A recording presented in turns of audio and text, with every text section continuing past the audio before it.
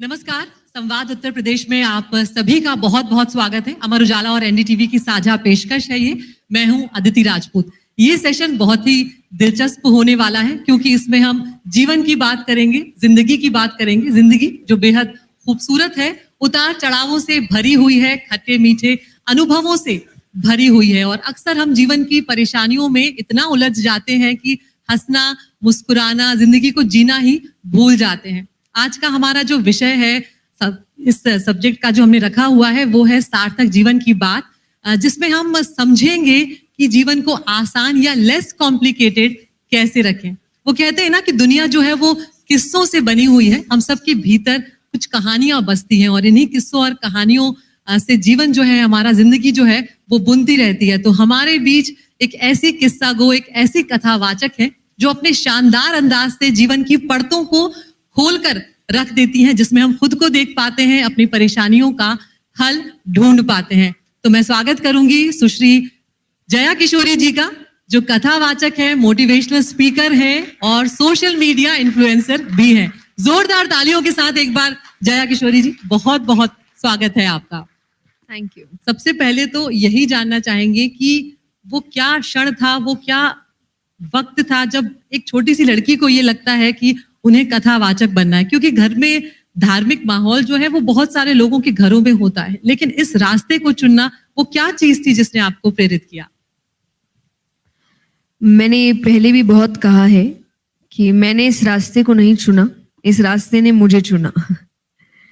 तो मैंने कभी सोच समझ के चीज नहीं करी थी। बचपन में मेरे लिए खेल था कि मुझे अच्छा लगता है गाना, तो मैं भजन गाती थी। जब कथा की बात आई, मुझे कथा करना अच्छा लग रहा था, मैंने करी। मुझे भगवान की बातें करना अच्छा लगता था, मैं बात करने लगी। मुझे सुनना अच्छा लगता था तो मैं सुनने लगी। मुझे पढ़ना अच्छा लगने लगा, मैं पढ़ने लगी। बहुत बाद में हुआ कि जब आपको समझ आता है कि नहीं, अब आप इसको अपना काम बना सकते हैं, ये आपका करियर हो सकता है। मुझे ऐसा लगता है ये बहुत मैं शायद 16-17 साल की थी, तब मैंने बहुत समझदारी से सोच कर किया कि मुझे ये ही करना है। उससे पहले तक मुझे मजा आ रहा था, मुझे अच्छा लग रहा है, मुझे करना है। तो मेरी जिंदगी में यही था। तो मैंने कुछ भी बैठ के सोचा नहीं कि मुझे ये करना है। इसलिए आई ऑलवेज से भगवान ने मुझे इस काम के लिए चुना था। तो जो पहला कथा वाचन हुआ था उसका अनुभव कैसा था, क्या था, वो जरूर हमारे साथ साझा करें। अनुभव बहुत अच्छा था, पर मेरे लिए मैं कहूंगी कि खेल ही था, क्योंकि मुझे आज भी याद है हमने जहाँ पहली कथा करी थी, वो एक मंदिर है और मंदिर के नीचे जो मंदिर का हॉल था, हमने वहां करी थी। और हॉल में आप वॉशरूम्स भी होते, सब है। तो मुझे आज भी याद है कि जब ऑडियंस आने लग रही थी और बैठ रही थी, उससे थोड़ी देर पहले मुझे रेडी होने जाना था और उससे पहले मैं उन्हीं के बच्चों के साथ खेल रही हूँ उसी हॉल में। और जो ऑडियंस बैठी हो थोड़ी देर बाद सोच रही है कि ये तो वही है ना जो कथा करने वाले हैं। And I was jumping around, मैं खेल रही हूँ और थोड़ी देर बाद मैं कथा करने बैठ गई। तो जैसा मैंने कहा, मेरे लिए ये था कि मुझे अच्छा लगता है। मेरे लिए कभी नहीं था ये मेरा काम है, अब मुझे ऐसे रहना है, अब मुझे वैसे रहना है। और मैं आज तक वैसे कभी रह नहीं पाई। तो शायद इसलिए मुझे लगता है मैं थोड़ी डिफरेंट हूँ, कि लोग कहते हैं कि चाहे वो एक्सप्रेशन को लेकर हो, चाहे जॉलीनेस को लेकर हो, बट मैं बचपन से ही ऐसी हूँ। और मैंने इसको इस तरीके से देखा कि जब तक मुझे चीज अच्छी लग रही है और मैं उस खुशी से कर रही हूँ, शायद तभी मैं कनेक्ट कर पा रही हूँ लोगों से। बिल्कुल। और कि उनको कोई अपने जैसा बैठा दिख रहा है, कि कोई हमारे जैसा बैठा है, हमारी जैसी हरकतें हैं, बस बात थोड़ी अलग कर रहा है। तो अगर वो कर सकता है तो हम क्यों नहीं? तो उनका कनेक्शन या रिलेटेबिलिटी मुझसे ज्यादा बढ़ रही है इस वजह से। लोगों को लगता है कि अपने ही बीच से कोई उठकर गई है। Exactly. और मैं बहुत खुश हूँ इस चीज के लिए कि वो ऐसा सोचते हैं मेरे लिए। बिल्कुल। एक चीज और है, ये पूजा पाठ और आध्यात्म लेको ये कहा जाता है कि ये तो बुढ़ापे की बात है, लेकिन आपको मैं देख रही हूँ कि आप लगातार एक मिशन पर है कि लोगों को आप आध्यात्म से जोड़े, पूजा पाठ से जोड़े। तो आप कितना जरूरी मानती हैं युवाओं के लिए, बच्चों के लिए, उन्हें आध्यात्म से जोड़ना या उन्हें अपनी जड़ों से जोड़ना? बहुत ज्यादा जरूरी है और युवाओं के लिए ही है। मुझे ऐसा लगता है कि ये हमने सोच लिया है कि ये बुढ़ापे के लिए है, पर ये बुढ़ापे के लिए है ही नहीं। क्योंकि शास्त्र आपको पढ़ाए जाते हैं कि जीवन जीना कैसे है, ये सिखाने के लिए। पढ़ आप तब रहे हैं जब आपका जीवन बचा ही नहीं है। तो इससे ज्यादा अजीब बात और कुछ हो नहीं सकती। मैं भले ही एक क्योंकि आप हर तरीके से बात करने की कोशिश करते हैं, चाहे वो थोड़ा सा इमोशनल भी कर रहे हैं, लोगों को हंसा भी रहे हैं। तो मैं एक बात कहती हूँ कि जब व्यक्ति बहुत बूढ़ा हो जाता है, उसके हाथ पैर ठीक से काम नहीं कर रहे हैं, तो वो कांपती आवाज में, कांपते हुए हाथ में कहता है कि अब भगवान को बुलाएंगे, और ऊपर भगवान कह रहे हैं कि अब हम बुलाएंगे। हो गया तुम्हारा टाइम खत्म बुलाने का, मेरा टाइम है बुलाने का। तो आप उस वक्त क्या कर लेंगे भगवान को बुला के? आपकी लाइफ में कोई प्रॉब्लम्स नहीं है, आपके लाइफ में कोई ऑब्स्टिकल्स नहीं है, आपको किसी परिस्थितियों का सामना नहीं करना है, और जब करना था तब आप ना भगवान से जुड़े, ना आप शास्त्रों से जुड़े, आपने जी भर के गलतियां कर ली, गलत रास्ते अपना लिए, और फिर बुढ़ापे में कहते गंगा में जाके हम पाप धो लेते हैं। अरे इतने करे ही क्यों? उसी वक्त भगवान से जुड़ जाते तो इतने पाप होते ही नहीं ना कभी। तो मुझे लगता है आध्यात्म, भगवान, डिवाइन कनेक्शन ये है ही युवाओं के लिए, क्योंकि हमें सबसे ज्यादा प्रॉब्लम है। और जैसे जैसे युवा बढ़ रहा है, आप देखेंगे एक्सपोजर्स बढ़ रहे हैं, तो उनके पास डिस्ट्रैक्शंस इतने हैं, कंपटीशन इतना है। आज के टाइम पे 99% कट ऑफ है। मुझे लगता है मेरा बच्चा जब आएगा तब क्या होगा, 100%। तो कितना कंपटीशन है उसके ऊपर, प्लस वो एक ऐसा है जो सबसे ज्यादा चेंज देख रहा है। उसके पेरेंट्स बिल्कुल अलग जनरेशन के हैं, जिन्होंने जो उस समय से है जब फोन निकला भी नहीं था, और आज की जनरेशन बिल्कुल अलग हो गई है। वो दो जिंदगियां जी रहा है, तो उससे ज्यादा कंफ्यूज तो कोई है ही नहीं। तो ऐसे को तो सबसे ज्यादा शास्त्रों की जरूरत है, और इनसे हम कह रहे हैं कि, और पेरेंट्स भी नहीं करने दे रहे। मैं कईयों को देखती हूँ जो मेरे पेरेंट्स को कह रहे हैं कि बहुत ज्यादा भक्ति में है, कहीं वैराग्य ना ले ले, शादी कर दो। तो जब बच्चा ही भक्ति में जाने लगता है, पेरेंट्स ही डर जाते हैं कि नहीं नहीं भाई ज्यादा भक्ति में ना चला जाए। फिर ज्यादा भक्ति में नहीं जाएगा तो ज्यादा गलत काम में जाएगा। अब आप चूज कर लीजिए आपको कहाँ भेजना है अपने बच्चे को। तो आपका कहना है कि जो इनर स्ट्रेंथ है वो आज के लिए लोगों में, युवाओं में, बच्चों में, सब में होना जरूरी है, और उसके लिए आध्यात्म जरूरी है। लेकिन इससे जुड़ा हुआ एक ये हो जाता है जया जी कि अब जो फैमिली की सेटअप है वो उस तरह के रहे नहीं। नौकरियों के लिए लोग अपने माता पिता को छोड़कर दूसरे शहरों में जा बसे, न्यूक्लियर फैमिली का सेटअप हो गया है, ज्वाइंट फैमिलीज रही नहीं है। तो सबसे ज्यादा असर अगर किसी पर पड़ा है तो वो बच्चों पर ही पड़ा है। माता पिता दोनों नौकरी कर रहे हैं, बच्चे को जैसे तैसे मैनेज हो रही है चीजें, वो आप जानती हैं कि घर और ऑफिस का वर्क बैलेंस बनाते बनाते, वर्क लाइफ बैलेंस जिसे कहते हैं, वो अच्छी खासी संघर्ष माता पिता का भी होता है। उस सब में तो बच्चों को इन सब में या आध्यात्म से जोड़ना या पूजा पाठ के लिए जोड़ने का वक्त नहीं है। लेकिन तब वो पेरेंट्स क्या करें, वो भी आप जरूर सुझाएं। देखिए, मैं ऐसा मान नहीं सकती कि किसी चीज का वक्त नहीं है। आज रात को आके पेरेंट्स बच्चों को बेड टाइम स्टोरी सुना रहे हैं। सिंड्रेला, स्नो वाइट हटाइए और कृष्ण और राम की कहानियां सुनाइए, क्योंकि एक्चुअल लेसन्स उनको वहीं से मिल रहे हैं। तो आप मनगढ़ंत कहानियां उनको सुना रहे हैं, चीजें बना के सुना रहे हैं मॉरल सिखाने के लिए। यहाँ आपके शास्त्रों में इतनी कहानियां हैं, इतनी बातें हैं, इतने मॉरल्स हैं, लेकिन आप उसको सुना नहीं रहे। प्लस आप जब बच्चों को क्लासेस में भेज रहे हैं आज, क्योंकि पेरेंट पूरा दिन बिजी है, तो वो कोशिश कर रहा है पूरा दिन बच्चा फ्री ना रहे, तो कराटे क्लास भी भेज रहे, ये क्लास भी भेज रहे, वो क्लास भी भेज रहे। एक क्लास आप शास्त्रों की भी कर दीजिए ना। और आज तो है, सिखाया जा रहा है बच्चों को, कहानियों के तौर पे बताया जा रहा है। तो आप एक्स्ट्रा करिकुलर एक्टिविटीज तो करा ही रहे हैं ना, आप वो एक्स्ट्रा करिकुलर में क्यों नहीं स्पिरिचुअलिटी ऐड कर रहे हैं? तो करने वाला, सी टू बी वेरी ऑनेस्ट, करने वाला हर परिस्थिति में कर लेगा, नहीं करने वाले के पास 10 बहाने हैं। बिल्कुल। काम हमारे पेरेंट्स भी कर रहे थे। जब मैं हमेशा कहती हूँ कि आज भले ही बहुत चकाचौंध दिख रही है, पर मैं इतने हम्बल बैकग्राउंड से हूं कि सुबह खाया तो रात का पता नहीं है।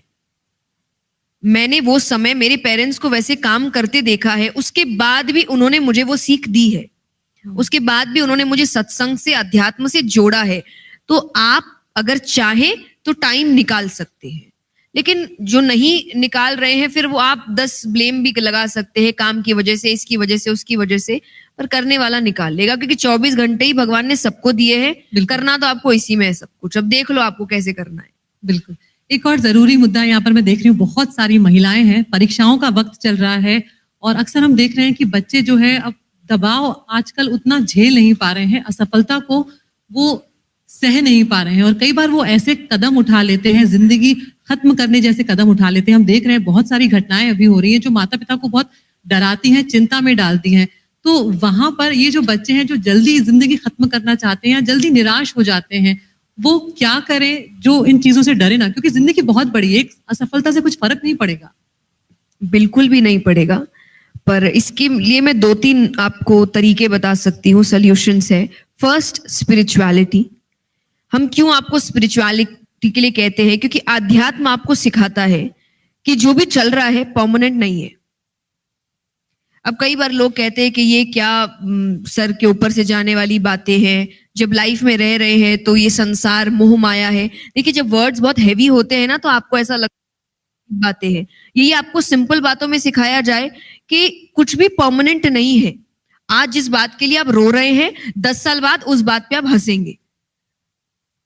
जब मेरे मैथ्स के पेपर आए थे प्री बोर्ड्स में, मेरे ऐसे मार्क्स आए थे, मुझे ऐसा लग रहा था कि पता नहीं क्या हो गया, जिंदगी खत्म हो गई। और आज इतनी हंसी आती है कि क्या खत्म हो गई, कर लिया जो करना था, आगे बढ़ गई, जिंदगी अच्छे से निकल रही है, लाइफ अच्छे से चल रही है। और कई बार मैं ऐसे बच्चों को जाकर समझा रही हूँ जो सीए कर रहे हैं, एमबीए कर रहे हैं। तो आप अपनी लाइफ में कुछ ना कुछ कर ही लेते हैं, लेकिन उस वक्त आपको जब लगता है ना यही सच है, यही सब कुछ है, तब आपको लगता है कि यही सब कुछ है और ये चला गया तो बचा क्या। बट स्पिरिचुअलिटी सिखाती है सच तो कुछ है ही नहीं सिवाय ईश्वर के, और वहीं घूम के वापस जाना है। तो ये नाटक चल रहा है, पिक्चर चल रही है, आप एक्टर्स हैं, आपको रोल दिए गए हैं, पर आप अपने रोल अच्छे से निभाइए ताकि ऊपर जो डायरेक्टर बैठा है, जब ऊपर जाओ तो आपसे कहे कि आपने काम अच्छा किया, उनकी पिक्चर अच्छी चली, आपकी पिक्चर सुपर हिट रही। पर ये याद रखिए, पिक्चर चल रही है, सच नहीं है। खत्म करके एक दिन वापस अपने घर जाना है, लेकिन काम ऐसे करना है कि जब घर जाओ और उससे मिलो तो आंख मिलाने लायक रहो। बस इतना ध्यान रखो, बाकी सब अपनी मनमानी करिए आप। दूसरी समस्या ये भी है कि पेरेंट्स भी कई बार दबाव बनाते हैं। एग्जैक्टली, ये दूसरा ऑप्शन था उनको मेरा। लगता है कि दूसरे बच्चे का नंबर बहुत ज्यादा अच्छा आ रहा है, हमारे बच्चे का नहीं आ रहा है, तो वो धीरे धीरे, अरे तुम्हारे ये नहीं आया, देखो तुम ये नहीं कर पा रहे हो। तो उसमें एक जो तुलना जब होने लगती है तो वो भी बच्चों को कहीं ना कहीं परेशान करती है, और वो उसका इम्पैक्ट जो है वो देखने को मिलता है। मैं फिर से कहूंगी, हर व्यक्ति अपनी जिंदगी में कुछ ना कुछ कर लेता है। आप किसी के साथ कंपेयर करके उसको उसके जैसा मत बनाइए। एक बहुत सुंदर बात पढ़ी थी मैंने कि अगर आपका बच्चा मैथ्स में अच्छा है और इकोनॉमिक्स में खराब है, तो इकोनॉमिक्स का ट्यूशन लगाने की बजाय मैथ्स में उसको और बेहतर ट्यूशन लगाइए। कि जिस चीज में वो बेहतर है, मेहनत वहां करिए। जहां खराब है वहां उसको परेशान मत करिए, क्योंकि वो खराब है वहां पे। मुझे पता था मैं मैथ्स में अच्छी नहीं हूं, आप कितने भी ट्यूशन लगा दो मैं अच्छी नहीं रहूंगी, क्योंकि मेरी रुचि नहीं है वहां पर। तो मेरे पेरेंट्स बहुत जल्दी ये समझ गए थे कि इसकी रुचि वहां नहीं है, इसकी रुचि अध्यात्म में है। तो उन्होंने मुझे अध्यात्म की शिक्षा दी। मुझे बस इतना कहा, बेटा पास हो जाना, इतना काम करना कि पास हो जाना, और एक जनरल डिग्री आप हाथ में ले लो कि आप, क्योंकि आप एक आर्टिस्ट लाइफ में रहते हो तो आर्टिस्ट लाइफ रिस्की है, तो एक आपके हाथ में बैकअप ऑप्शन होना चाहिए, उतना कर लो। और वो भी हम आपसे कहेंगे पास होते होते, हमें नहीं चाहिए आपका आप टॉप करिए, आप 95% लाइए, क्योंकि उनको दिख रहा है वो दूसरी जगह मेहनत कर रही है और जो उसको मेहनत लग नहीं रही क्योंकि उसकी रुचि है वहां पर। तो आप देखिए आपका बच्चा ऐसा कौन सा काम कर रहा है जहां वो पूरे इंटरेस्ट के साथ काम करता है, और कहाँ ऐसा है जहां आपको बार बार उसको बोलना पड़ रहा है कर लो कर लो कर लो कर लो।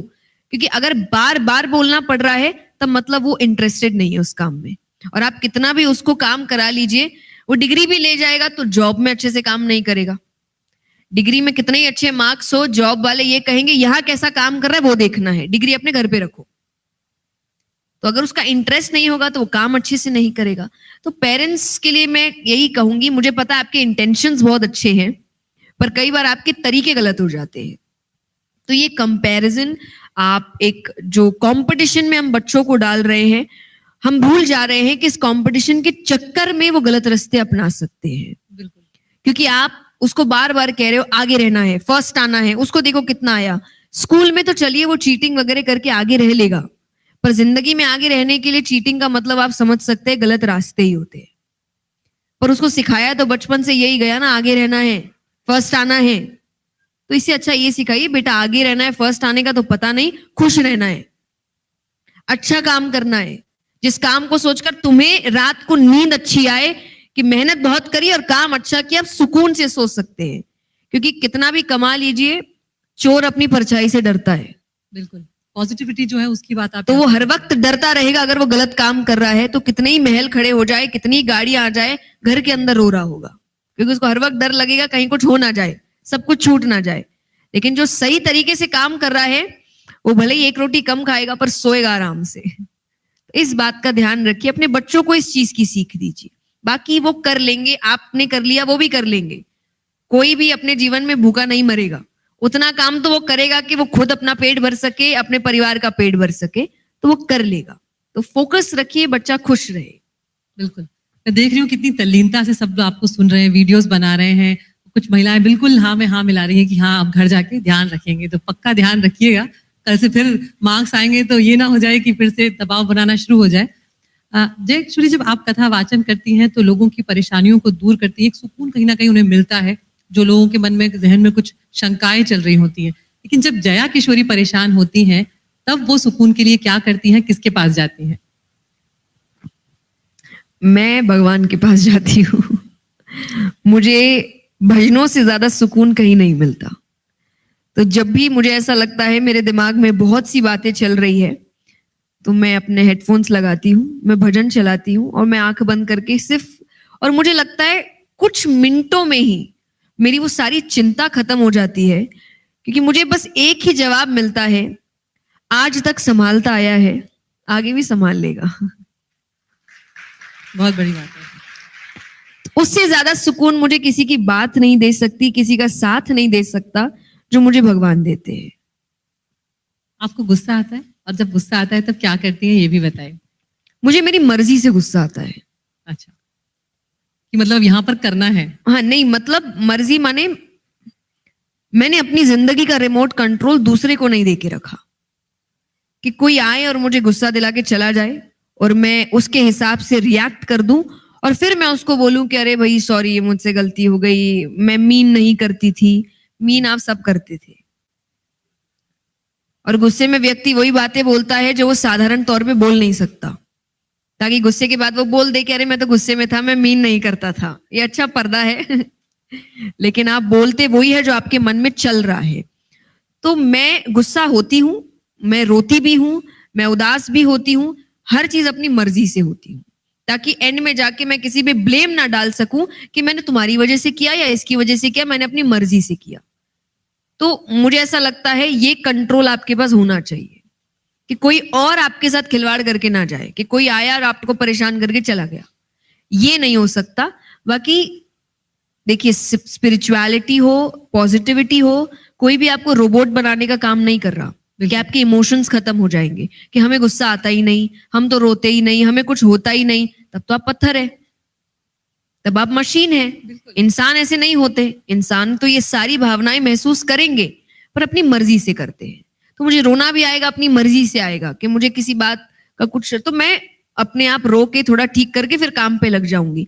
पर ऐसा नहीं कि कोई आएगा और मुझे रुला के चला जाएगा या मुझे सेल्फ डाउट में डाल देगा, तो वो नहीं होता। तो एग्जैक्टली गुस्सा आता है, क्या करती हूं मैं? शांत हो जाती हूँ, मैं किसी से बात नहीं करती और कुछ घंटे मुझे ऐसा है कि, और मैं ये बोल के करती हूँ कि देखो छेड़ो मत मुझे, नहीं तो ठीक नहीं होगा। नहीं नहीं ठीक नहीं।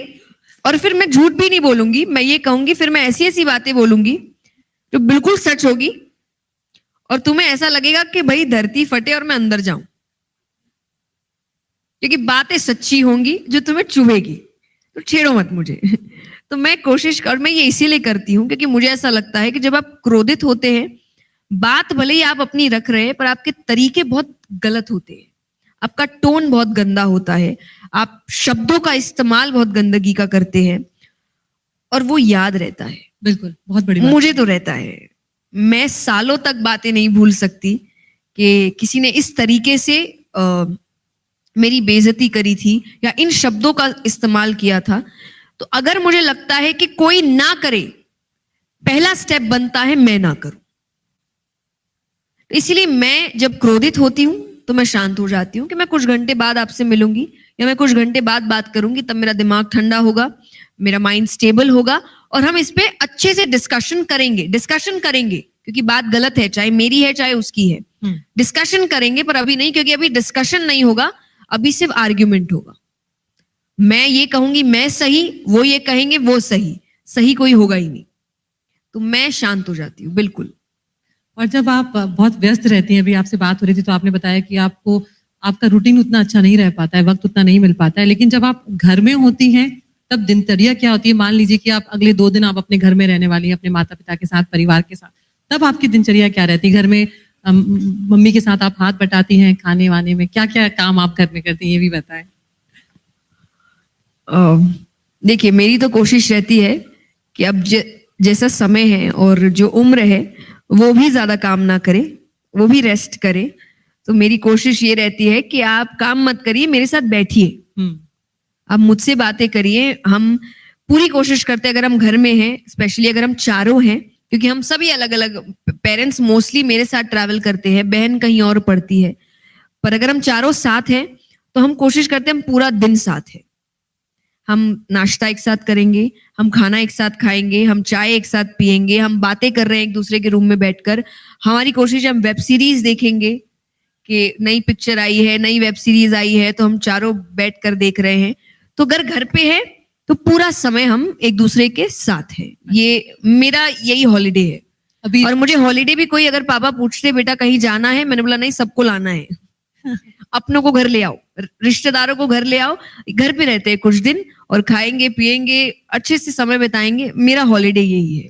तो जो आस पड़ोस वाले हैं, जहाँ पर आप बड़ी हुई हैं, वहाँ बचपन में आप खेलती कूदती रही है, अचानक से उनको लगता है तो उनके रिएक्शंस क्या होते हैं कि यार ये तो अब इतनी ऊपर पहुंच गई और ये एक अलग ही लेवल पे चल रही है, ये आध्यात्म की बात कर रही है, हम उतना नहीं कर रहे हैं, क्या रिएक्शन होता है उन लोगों का?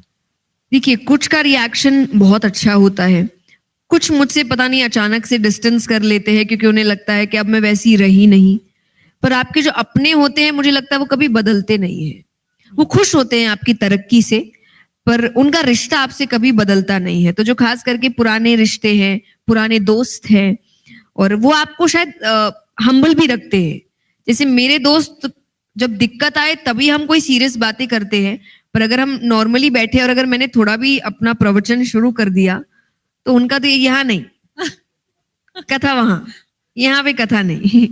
तो मुझे लगता है वो आपको हम्बल रखते हैं, आपको याद दिलाते हैं कि काम की जगह कहीं और है, यहाँ अपनों की जगह है, और यहाँ पे काम को मिक्स नहीं करते हैं।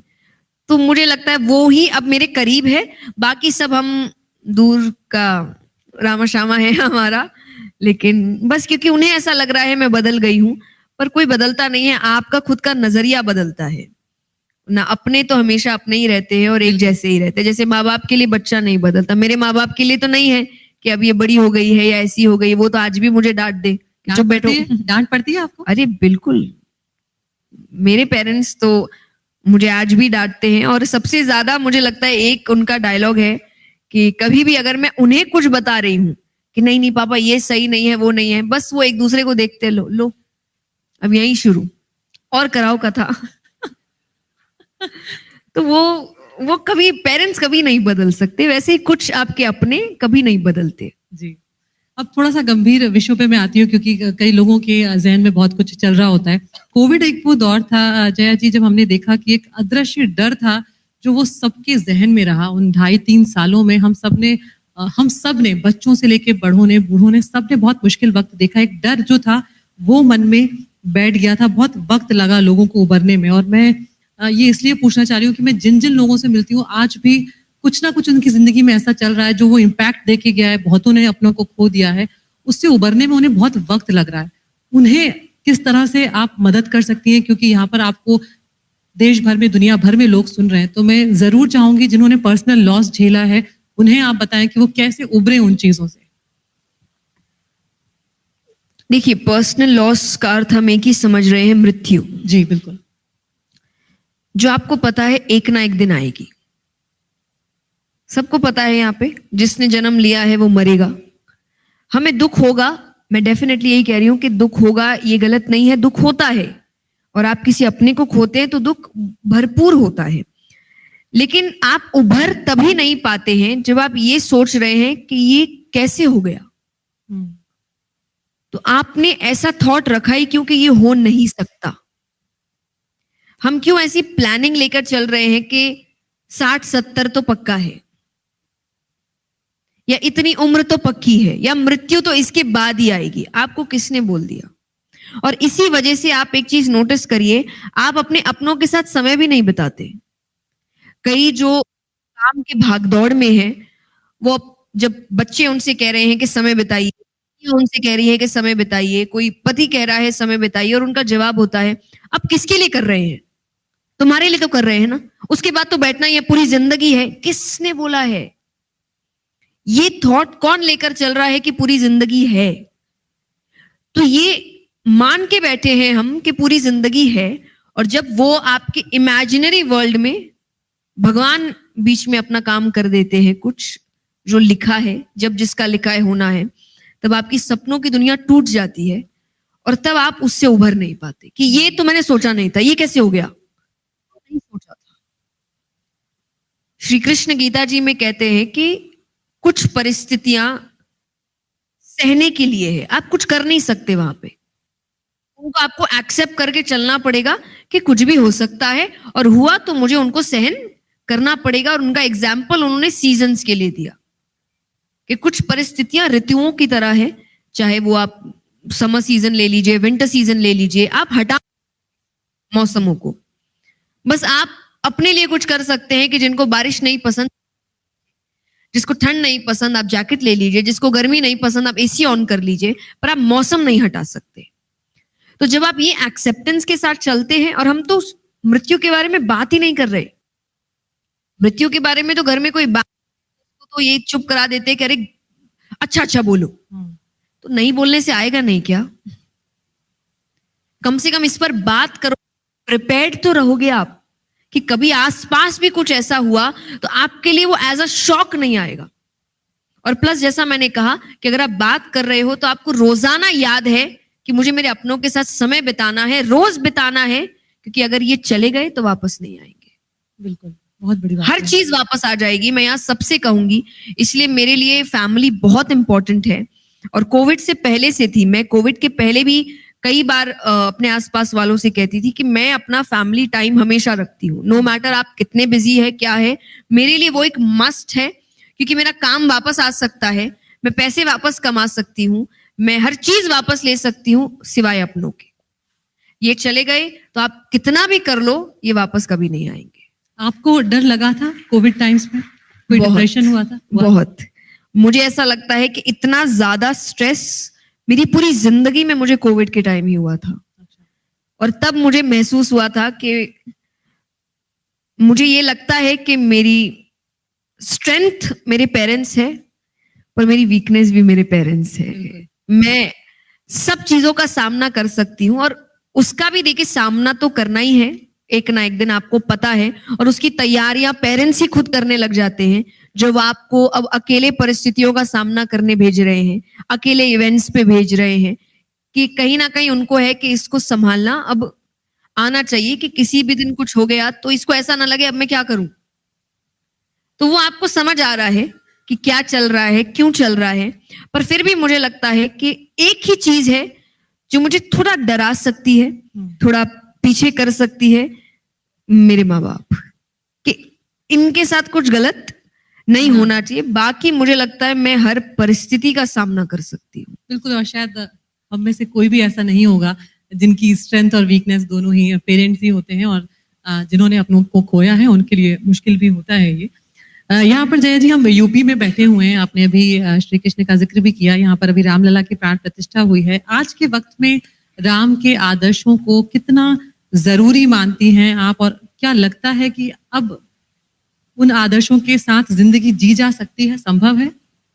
बहुत अच्छे से जी जा सकती है, क्योंकि श्री राम का, और श्री राम क्या, आप भगवान का कोई भी अवतार उठाइए, भगवान का पूरा जीवन आपको बताता है कि जीवन दुखों से, संकटों से, दिक्कतों से भरा हुआ है, फिर भी उनके चेहरे से मुस्कुराहट गायब नहीं होती। श्री राम का जीवन उठाइए, तकलीफें ही तकलीफें, सुख है कहां मुझे बताइए आप। पर क्या वो सुखी नहीं रहे? क्या वो मुस्कुराते हुए नहीं रहे? उन्होंने हर परिस्थिति को अच्छे से जिया। राजमहल में रहे तो राजमहल में भी खुश रहे, वनवास में रहे तो वनवास में भी खुश रहे।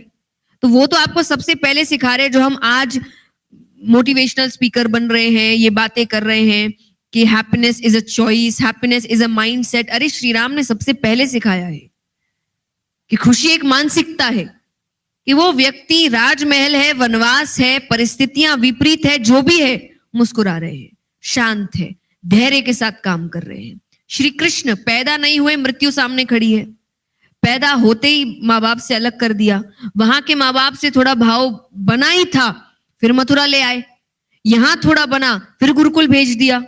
यानी उनकी जिंदगी की कठिनाइयां खत्म ही नहीं हो रही। पर आप सबसे ज्यादा खुश अवतार देखिए तो कृष्ण अवतार है। तो कैसे कोई इंसान, कोई व्यक्ति इतनी दिक्कतों में भी खुश रह सकता है, ये आपको श्री राम और श्री कृष्ण सिखाते हैं। और अभी तो आपको सबसे ज्यादा जरूरी है, क्योंकि हर व्यक्ति की प्रॉब्लम यही है, उसके पास सब है, खुशी नहीं है। हम आज कहीं भी जा रहे हैं, क्योंकि हम इतनी जगह जाते हैं, और ऐसा नहीं सिर्फ ऐसे लोग आ रहे हैं जो बहुत मिडिल क्लास फैमिली से है, या जो जिनके पास कम है चीजें, मटेरियलिस्टिक चीजें, जिनके पास सब कुछ है, वो आ रहे हैं और कह रहे हैं कि जया जी सब है, खुश नहीं है, खुशी के लिए क्या करें बताइए। और तब हम उन्हें अध्यात्म से जोड़ते हैं कि देखिए सब कुछ मिल गया, फिर भी खुशी नहीं मिली आपको। यही बताता है कि खुशी चीजों में है ही नहीं।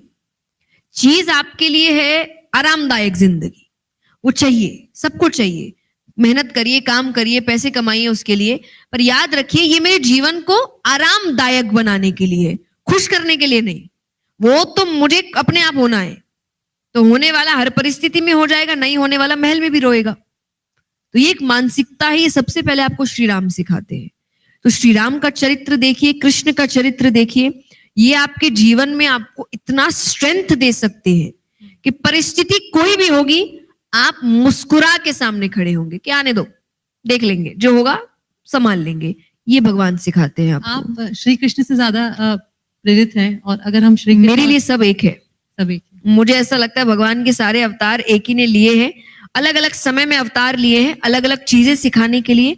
कृष्ण सबके लिए ज्यादा प्यारे हैं क्योंकि पूर्ण अवतार है, उनके अंदर सब कुछ है, और कृष्ण का नाम ही है जो सबको आकर्षित कर ले। तो वो ऐसे भी सबके प्यारे होने ही चाहिए, क्योंकि उनका नाम ही ये बोल के रखा गया कि वो सबको आकर्षित कर लेते हैं। तो इसीलिए, पर देखा जाए तो सब एक ही है, कृष्ण ही राम है, राम ही कृष्ण है। समय समय की बात है कि मैं एक बात कहती हूं कि श्री राम आपको सिखाते हैं मर्यादा में रहते कैसे हैं, कि श्री राम आपको सिखाते हैं मर्यादा में रहते कैसे हैं, और श्री कृष्ण आपको सिखाते हैं कि मर्यादा में रखते कैसे हैं। पर दोनों अवतार तो एक ही के हैं, पर उनको पता था एक समय में रहकर सिखाना पड़ेगा, और एक समय ऐसा आएगा जब रहने से भी लोग नहीं समझेंगे, तब रख कर समझाना पड़ेगा। तो वो आपको एक और चीज सिखाते हैं कि बदलाव ही प्रकृति का नियम है। तो ये आपको समझना पड़ेगा, नियम चेंज ये जरूरी है। जैसे जैसे चीजें बदलेंगी, नियम बदलने पड़ेंगे। जैसे जैसे समय बदलेगा, आपको बदलना पड़ेगा। आप रिजिड नहीं हो सकते, भगवान भी नहीं हुए, क्योंकि रिजिड होना होता तो भगवान एक ही अवतार लेके बोलते अब यही चलेगा, हर जगह यही चलाओ। 24 अवतार लिए हैं, तो 24 अवतार का मतलब जैसे जैसे समय बदला, भगवान ने अपने आप को बदला और आपको सिखाया नहीं इस समय में ये जरूरी है, इस समय में वो जरूरी है। तो आप सभी अवतारों को लीजिए और समय अनुसार किस वक्त आपको किस अवतार से सीख लेनी है ये समझिए। तो मैं नहीं कहूंगी आप सिर्फ श्री राम को पढ़िए, आप श्री राम को पढ़िए, आप श्री कृष्ण को पढ़िए, आप वामन अवतार पढ़िए, आप नरसिंह अवतार पढ़िए, क्योंकि हर अवतार आपको सिखा रहा है किस परिस्थिति में क्या काम करना है। बिल्कुल बड़ी बात है। जय जी, एक जिंदगी जो हम बात करते हैं जब उसकी, तो एक जैसी तो चलती नहीं है, उतार चढ़ाव आते रहते हैं, टेंशन आते रहते हैं, लेकिन जैसे ही परेशानियां आती हैं, हम कितने ही मजबूत हों, जरा सी परिस्थितियां अगर हमारे अनुरूप नहीं होती, अनुकूल नहीं होती है, तो हम सब टेंशन में आ जाते हैं, परेशान हो जाते हैं कि अब क्या करें। तो वो जो एक संतुलन बनाना चाहिए कि चाहे अच्छा वक्त हो चाहे बुरा वक्त हो, हमारा हैंडल करने का तरीका एक जैसा होना चाहिए। उसके लिए खुद के अंदर स्ट्रेंथ कैसे जगाएं लोग? शास्त्र पढ़िए। मैं ये बहुत सीरियसली कह रही हूं आपसे, पढ़िए। आपके जीवन में बहुत बड़ा बदलाव आएगा, क्योंकि वहां पे आपको पूजा पाठ नहीं सिखा रहे, जो एक हाइप क्रिएट किया गया है कि पूजा पाठ सिखा रहे हैं, आरती कैसे, वो आपको जीवन जीना सिखा रहे हैं। आप गीता जी उठाइए, बहुत ही शुरुआती के पन्नों में जो युद्ध चल रहा था उसकी बात हो रही है। उसके बाद तो भगवान युद्ध की बात ही नहीं कर रहे, भगवान ने पूरा टॉपिक ही चेंज कर दिया, क्योंकि एक्चुअल बाहरी युद्ध की तो बात है ही नहीं। अर्जुन बाहरी युद्ध से तो डर ही नहीं रहा, क्योंकि बाहरी युद्ध तो उसने बहुत बार लड़े हैं। वो योद्धा कोई नया नया थोड़ी बना था, उसने महादेव जी के साथ युद्ध किया है। ऐसा व्यक्ति थोड़ी डर सकता है किसी युद्ध से। इस युद्ध में यहां युद्ध चल रहा है, उसके यहां नहीं जीत पा रहा। तो भगवान ने शुरुआत में बस बताया कि अरे तुम योद्धा हो, ये हो, उसके बाद पूरा टॉपिक ही चेंज कर दिया। और भगवान आपको बता रहे हैं कि आपको जीवन जीने के लिए क्या करना चाहिए, खाना कैसा होना चाहिए, सोना कैसे चाहिए। जैसे एक टॉपिक आता है उसमें जो 3 गुण है, सात्विक, राजसिक, तामसिक, उसमें हर चीज बताई गई है कि तीनों चीज में भोजन कैसा होना चाहिए, रहन सहन कैसा होना चाहिए, खान पान कैसा होना चाहिए, सोते कैसे हैं, काम कैसे करते हैं, टाइमिंग क्या होनी चाहिए। अब इसे युद्ध का क्या लेना देना। उस वक्त वो युद्ध लड़ रहे हैं, और कोई भी बाहर वाला यही कहेगा ना कि भाई अभी आप उसको बोलो युद्ध लड़े, या बाद में भी सिखा सकते हो। पर एक्चुअली भगवान का बताने का तरीका है कि आप 50% युद्ध वही जीत जाते हैं जब आप यहां जीत जाते हैं। बाहर तो बहुत नाम का युद्ध व्यक्ति लड़ रहा है, असली युद्ध तो वो अंदर लड़ रहा है अपने आप से। वो जिस दिन वो जीत गया ना, बाहर वालों को वो अपने आप हैंडल कर लेगा। आपने कोविड की बात की जी, कोविड में वैक्सीन निकल चुकी है, सब कुछ हो चुका है, still doctors are saying immunity is everything. आपकी इम्यूनिटी अच्छी है तो आपको वायरस परेशान नहीं करेंगे। अब वो नॉर्मल वायरस की बात कर रहे हैं, लोग भी तो वायरस होते हैं। अलग अलग तरीके के लोग हैं, अलग अलग तरीके के वायरस है, अलग अलग तरीके से बीमारियां दे रहे हैं, परेशान कर रहे हैं, चिंतित कर रहे हैं। वो कैसे ठीक होगा? उसकी वैक्सीन क्या है? इम्यूनिटी। अंदरूनी ताकत होनी चाहिए, मानसिक ताकत होनी चाहिए। बाहर फिर कितने भी वायरस हो आपको परेशान नहीं करेंगे। ये श्री कृष्ण अर्जुन को सिखा रहे हैं। तो शास्त्र पढ़िए। एक चीज और है कि हम लोग हम सब अगर यहाँ पे बैठे जो लोग हैं वो अगर ये सोचें कि हमने आज से 10 साल पहले, 12 साल पहले, 15 साल पहले क्या सपना देखा था या किस तरह के वक्त की कल्पना की थी कि शायद कुछ चीजें बेहतर होंगी, हम ये वक्त जिएंगे, पैसा थोड़ा ज्यादा होगा, थोड़ा भौतिक सुविधाएं जो है थोड़ी ज्यादा होंगी, लेकिन भूल जाते हैं कि 15 साल पहले क्या सोचा था। आज जिस वक्त में है उसमें हम अपनी उस चीज को खुश होने से पहले की जो टारगेट था या उससे बहुत बेहतर जिंदगी अब जी रहे हैं उसमें खुश होना चाहिए। नहीं, हम नई परेशानियां ढूंढ रहे होते हैं, हम सुकून को पास आने से और भगा रहे होते हैं, दूर कर रहे होते हैं, और उल्टा बेचैनी बढ़ा रहे होते हैं, एंग्जाइटी बढ़ा रहे होते हैं। और एंग्जाइटी एक ऐसा वर्ड है जो सबके जीवन में दाखिल हो चुका है, क्योंकि आपने सक्सेस का मतलब इकट्ठा करना मान लिया है। आज व्यक्ति इकट्ठा कर रहा है, इंजॉय नहीं कर रहा। इसलिए मैंने कई बार लोगों को कहते हुए सुना है कि यार जब पैसे नहीं थे ना तभी सुखी थे, पैसे आने के बाद तो सुखी चला गया, चिंता ज्यादा हो गई है। क्यों? क्योंकि आप सिर्फ इकट्ठा कर रहे हो, पैसे का इस्तेमाल कर ही नहीं रहे, खर्च कर ही नहीं रहे। आप इतना कमा रहे हो, अपने ऊपर खर्चो ना, आप उसका आनंद लीजिए, तब आपको लगेगा कि हाँ वो पैसा मेरे काम आ रहा है। काम आपके आ ही नहीं रहा, आप उसको इकट्ठा करके रखते जा रहे हो, रखते जा रहे हो, रखते जा रहे हो, और आगे बढ़ते जा रहे हो, भाग दौड़ में लग जा रहे हो। फिर बोले ऐसी भाग दौड़ हो गई है। अरे अब इतना पैसा आ गया फिर भी भाग दौड़ है। अब तो आपके पास एक चॉइस है। जैसे मैं कहती हूँ कि money is all about freedom. बिल्कुल।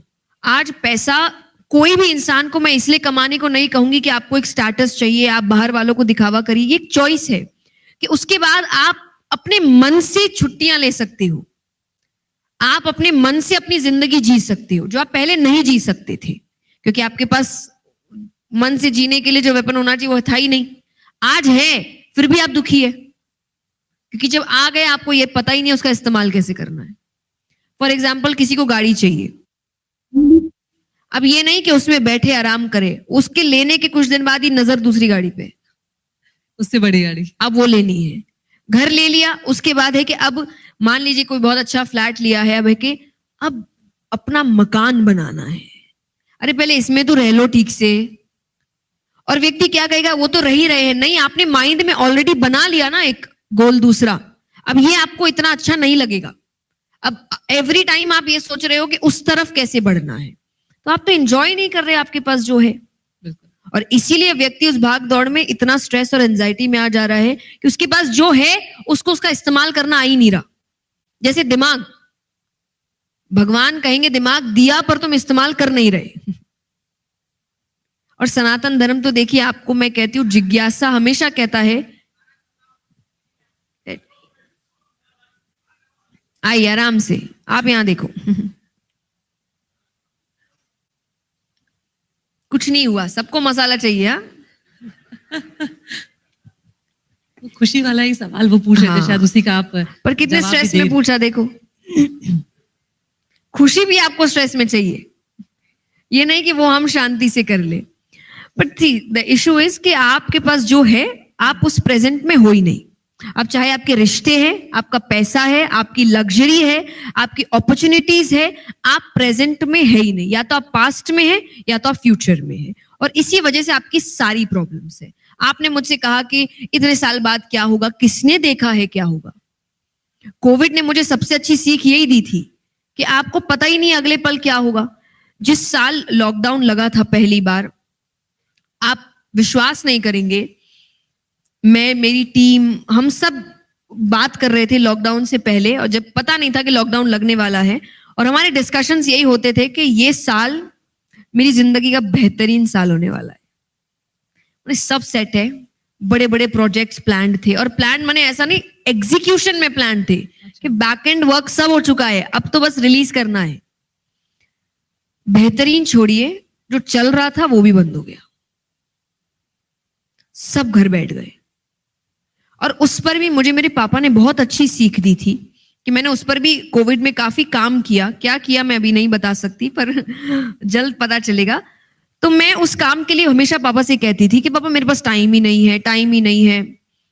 और जब कोविड का समय आया, लॉकडाउन हो गया, और मैं उस वक्त ये कह रही हूँ, कह रही ये कैसे होगा, वो कैसे होगा, सारे इवेंट्स ये हो गए, टीम है, ये है। पापा ने कहा देखो बंद तो हो गया, अब अभी तक जो आप कह रहे थे आपके पास टाइम नहीं है, टाइम नहीं है, अब है, कर लो। एंड आई वाज लाइक, ये है पॉजिटिविटी, कि आज इतनी परेशानियों के बीच भी उन्होंने एक पॉजिटिव चीज निकाल ली। कि अभी तक, जब उस वक्त भी मैंने कहा था, हम सेशंस करते थे ऑनलाइन, कि पार्टनर्स कह रहे हैं टाइम नहीं है, टाइम नहीं है, पत्नी को टाइम कैसे दे, पति को टाइम कैसे दे, बट अब है, दे दो। अब आपका इशू हो गया कि काफी ज्यादा ही टाइम दे दिया, अब एक दूसरे से घुटन हो रही है। तो मतलब आप समझ रहे हैं कि आप सिर्फ बहाने कर रहे हैं। टाइम देने को पहले भी हम दे सकते थे, काम करने को पहले भी हम कर सकते, क्योंकि जब टाइम मिला तो हम ये कह रहे कि बहुत एक्स्ट्रा मिल गया। तो हमारी कंप्लेन करने की आदत हो गई है हर चीज से, जिसे मैं बहुत नॉर्मल तरीके से कहती हूँ कि इंसान की रोने की आदत हो गई है। उसके रोने खत्म नहीं हो रहे, उसको कितना भी मिल जाए वो भगवान से जाकर यही कहेगा ये है वो है, लेकिन भगवान कहते इसका रोना कभी खत्म नहीं होगा। एक दिन ऐसा नहीं होगा ये आकर कह दे कि भगवान बहुत है, बस थैंक यू, आगे जो होगा देख लेंगे, लेकिन काफी है। ये एक मनुष्य कह ही नहीं पा रहा, उसका ये बट इफ ये खत्म ही नहीं हो रहा, उसके रोने खत्म ही नहीं हो रहे, और वो खुद कर रहा है, ये नाम भगवान पे लगा रहा है। उसकी जिंदगी में इतने दुख है नहीं जितना वो बना रहा है। और मैं ये बहुत फैक्चुअल बात कह रही हूं आपसे, कि आप अगर उस इंसिडेंट को एक इंसिडेंट मान के चलोगे ना, तो आप बहुत जल्दी सल्यूशन की तरफ आ जाओगे, रादर देन ये सोचना मेरी किस्मत खराब है, मेरे साथ ही सब गलत होता है, मेरे साथ ही क्यों ऐसा होता है। ये सोच सोच के आप इतनी सी प्रॉब्लम को इतना बड़ा बना लेते हैं, और फिर कैसे इतने बड़े प्रॉब्लम का सल्यूशन एक छोटा माइंड निकाल सकता है। पर भगवान कहेंगे प्रॉब्लम तो इतनी सी थी भाई, बनाया तुमने इतना बड़ा, उसका सल्यूशन तुम नॉर्मली निकाल सकते थे। कि जैसे जब आप बीमार पड़ते हो, तो बीमार पड़ते ही आपके पहली चीज दिमाग में आती है डॉक्टर को दिखाते हैं। एग्जैक्टली ऐसा तो नहीं पड़े रहते हैं और रोते रहते हैं, मुझे ही बुखार हो गया, मुझे ही बुखार होता है, मेरे ही लाइफ में प्रॉब्लम है। नहीं, आप डॉक्टर के पास जाते हैं। वैसे ही आपको दिमागी तौर पे भी जब दिक्कतें आती है, तो मैं ये नहीं कह रही कि आप सबसे पहले थेरेपी, लेकिन आप खुद भी सोचिए ना क्यों हो रहा है। सर्दी हुई, आपके दिमाग में तुरंत आता है कल ठंडा लिया था, सोल्यूशन निकाला, क्यों हुआ, कैसे हुआ, क्या करे। शारीरिक तौर पे इंसान कर रहा है ये काम, मानसिक तौर पे नहीं कर रहा। मानसिक दिक्कतें आ रही है तो वो रो रहा है, बस। ये नहीं कि क्यों हुआ, कैसे ठीक करूं, नहीं, ये काम नहीं, वो बैठ के रोएगा और उसको पता नहीं किस सबकॉन्शियस माइंड में अलग तरीके का मजा आ रहा है ये करने में. दैट इज कि आपका ब्रेकअप हो गया तो instead of listening to good songs आप सैड सॉन्ग्स ही चलाओगे. हाँ कि ना? अब आपको नहीं पता कि सैड सॉन्ग सुनने से आपको और रोना आएगा. अब अपने आप को ज्यादा कौन रुला रहा है? हम. आपका आंसर आपने खुद दिया. जय जी, ये और बताइए कि जब सब लोगों का एक उम्र के बाद लड़कियों को ऊपर एक दबाव आने लगता है, मैं आपसे जिक्र भी कर रही थी अभी कि कई मुझे लखनऊ में कम से कम मेरी 5-6 लड़कियों से ऐसी बात हुई, इन 2 दिनों में इतने ही लोगों से मैं मिल पाई जिनकी शादी नहीं हुई है और वो इस बात से परेशान है कि अब एक करियर हमने पकड़ लिया है, पता नहीं कैसा पार्टनर मिलेगा, पता नहीं कैसा क्या होगा. तो पहले मैं जया किशोरी से जानना चाहती हूँ कि क्या इस तरह की शंका या मन में एक विचार आपके भी आता है? आता है. तो बिल्कुल आता है और लड़कियों को ज्यादा आता है क्योंकि जब आप काम करने लगते हैं तो आप काफी उम्र तक एक तरीके की लाइफस्टाइल में जी रहे हैं जहां आपके पेरेंट्स आपको कभी भी रोक नहीं रहे किसी भी चीज के लिए. वो आपको सपोर्ट कर रहे हैं कि आप काम कर रहे हो. वो आपको नहीं कह रहे कि अरे भाई ये घर में ये शादी है तो काम रोक दो. जैसे मुझे आज तक मेरे पेरेंट्स ने कभी ये नहीं कहा कि घर में ये शादी है तो कथा नहीं करते हैं, ऐसा काम है तो ये डेट नहीं लेते हैं, कभी नहीं कहा. पर मुझे अभी भी डर लगता है जब मैं शादी के बारे में सोचती हूँ कि जब मैं दूसरे घर जाऊंगी और वो मुझे कह दे नहीं भाई ये काम है अभी इस डेट में मत लो. और मुझे ऐसा लगता है कि मुझे तो आदत नहीं है इस चीज की. और सबसे बड़ी बात है कि मुझे इस चीज की आदत नहीं है कि कोई मुझे बताए. See, I am okay with being a family woman but with my choice, not because someone is forcing me to do that. कि आज कोई अगर कहता है कि बच्चा होने के बाद आप बच्चे को संभालिए, बिल्कुल अगर मुझे लगा कि मेरी नीड है कि मुझे वो छोड़कर ये करना है, I will do that, but मेरी चॉइस होनी चाहिए. वो मुझे कोई जबरदस्ती ना कराए कि नहीं अब काम छोड़ो और ये काम करो. क्योंकि टू बी वेरी ऑनेस्ट वो एक ट्रॉमा क्रिएट करता है और जो मैं अपने बच्चे को पास ऑन करूंगी. वो अभी किसी को समझ नहीं आ रहा पर वो मेरे दिमाग में एक ट्रॉमा क्रिएट कर रहा है क्योंकि मैं कहीं ना कहीं दुखी हूं कि मेरे मन की चीज नहीं हो रही. मुझे जबरदस्ती कुछ कराया जा रहा है.